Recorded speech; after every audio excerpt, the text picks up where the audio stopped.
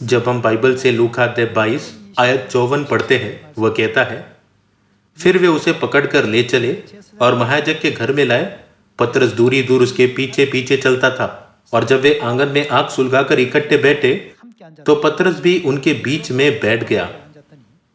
तब एक दासी उसे आग के उजाले में बैठे देखकर और उसकी ओर ताक कर कहने लगी, यह भी तो उसके साथ था। परंतु उसने यह कहकर इनकार किया, हे नारी, मैं उसे नहीं जानता। थोड़ी देर बाद किसी और ने उसे देखकर कहा, तू भी तो उन्हीं में से है। पतरस ने कहा, हे मनुष्य, मैं नहीं हूं। कोई घंटे भर के बाद एक और मनुष्य दृढ़ता से कहने लगा, निश्चय यह भी तो उसके साथ था, क्योंकि यह गलीली है। पतरस ने कहा, हे मनुष्य, मैं नहीं जानता कि तू क्या कहता है। वह कह ही रहा था कि तुरंत मुर्गे ने बांग दी। तब प्रभु ने घूमकर पतरस की ओर देखा और पतरस को प्रभु की वह बात याद आई जो उसने कही थी, आज मुर्गे के बांग देने से पहले तू 3 बार मेरा इनकार करेगा। और वह बाहर निकलकर फूट फूट कर रोया। यहां तक कि पतरस ने भी, जो सबसे महान, सबसे विश्वास योग्य और भरोसेमंद चेला था, यीशु का इनकार किया। जब उससे यह सवाल किया गया, क्या तू यीशु को जानता है? डर के मारे पतरस ने उत्तर दिया, मैं उसे नहीं जानता। बेशक इसमें परमेश्वर की इच्छा शामिल है। वो यीशु थे जिन्होंने पतरस को महान चेला माना, जबकि वह जानते थे कि पतरस 3 बार उनका इनकार करेगा। यदि आप यीशु की जगह हो, तब क्या आप उन्हें बचाने का यत्न करेंगे जो आपका इनकार करते हैं? हमें वास्तव में इसके बारे में सोचना चाहिए। आइए हम मत्ती अध्याय 26 पर जाए। अध्याय 26 आयत 14। तब यहूदा इस्करियोती ने, जो 12 चेलों में से एक था, प्रधान याजकों के पास जाकर कहा, यदि मैं उसे तुम्हारे हाथ पकड़वा दूं तो मुझे क्या दोगे? उन्होंने उसे 30 चांदी के सिक्के तौलकर दे दिए, और वह उसी समय से उसे पकड़वाने का अवसर ढूंढने लगा।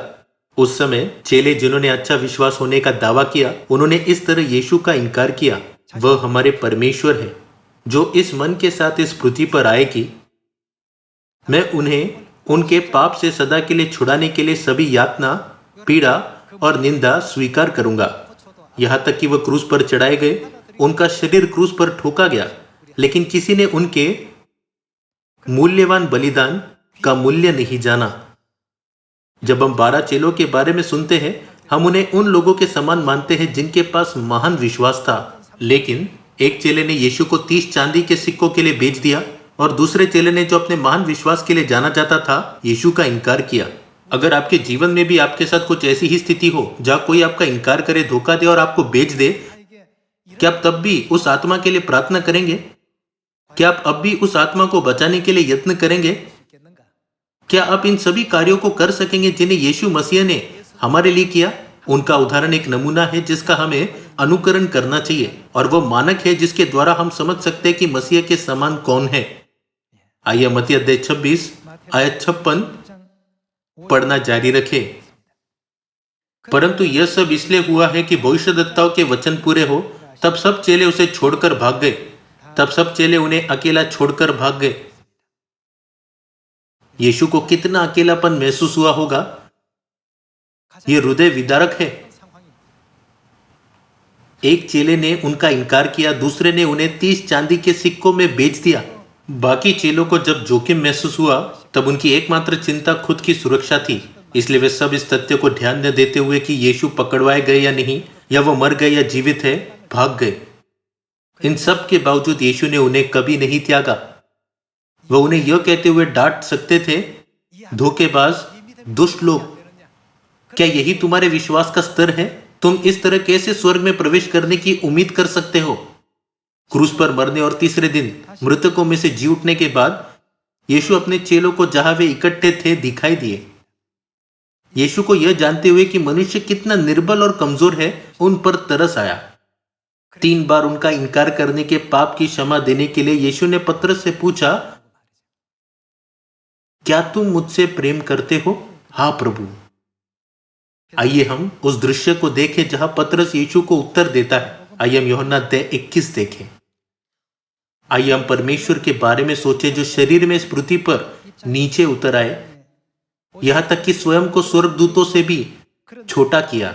आइए हम उनके उत्सुक मन के बारे में विचार करें, जिन्होंने स्वेच्छा से हम अपनी खोई संतान को खोजने और बचाने के एकमात्र उद्देश्य के साथ बलिदान और नम्रता से भरा जीवन स्वीकार किया।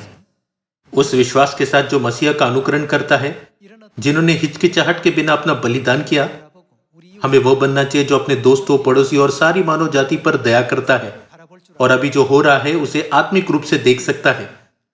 यूहन्ना अध्याय 21 आयत 15। भोजन करने के बाद यीशु ने शमौन पतरस से कहा,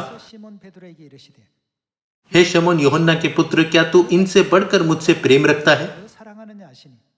उसने उससे कहा, हाँ प्रभु, तू तो जानता है कि मैं तुझसे प्रीति रखता हूं। उसने उससे कहा, मेरे मेमनों को चरा। यीशु ने पतरस से कहा, हे शमौन यूहन्ना के पुत्र, क्या तुम मुझसे प्रेम करते हो? क्या आपको लगता है कि पतरस उस सवाल का तुरंत जवाब दे सकता था? पतरस अवश्य ही शर्मिंदा हुआ होगा और डरते हुए यीशु को जवाब दिया होगा।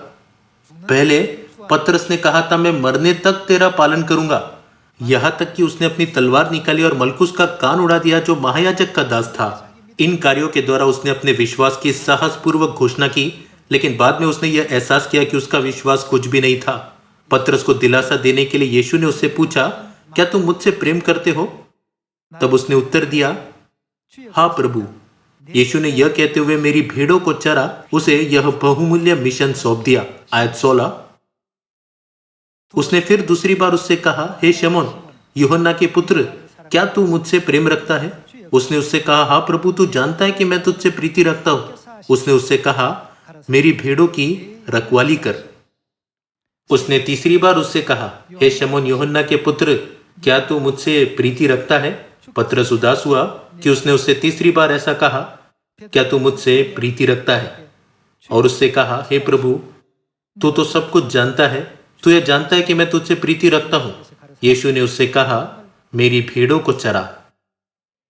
यदि आपको कभी भेड़ पालने का अवसर मिले, आप यह समझ जाएंगे कि मसीह के सदृश लोग कौन हैं।